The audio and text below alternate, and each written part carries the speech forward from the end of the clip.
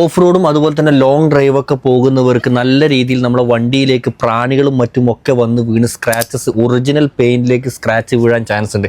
അതുപോലെ തന്നെ ഓഫ് റോഡൊക്കെ കയറുന്ന സമയത്ത് പല രീതിയിലും സൈഡിലെ കള്ളിമുൾ ചെടികളായിക്കോട്ടെ അങ്ങനെ പല രീതിയിലും നമ്മൾ വണ്ടിയുടെ ഒറിജിനൽ പെയിന്റിലേക്ക് സ്ക്രാച്ച് വീഴാൻ വളരെ ചാൻസ് കൂടുതലാണ്. അപ്പോൾ അങ്ങനെ നമ്മളെ വണ്ടിയുടെ പെയിന്റിലേക്ക് സ്ക്രാച്ച് വീഴാണ്ട് നിൽക്കാൻ വേണ്ടി പറ്റുന്നതിന് താൽക്കാലികമായിട്ട് അടിക്കുന്ന ഒരു പെയിന്റാണ് നമ്മുടെ ഈ സ്പ്രേ പ്രൊട്ടക്ഷൻ എന്ന് പറയുന്നത്. സിമ്പിളായിട്ട് തന്നെ നമുക്ക് ഈ ഒരു പ്രൊഡക്റ്റ് നമ്മൾ വണ്ടിയുടെ എവിടെയൊക്കെ വേണോ അവിടെയൊക്കെ നമുക്ക് അടിച്ചു കൊടുക്കാവുന്നതാണ്.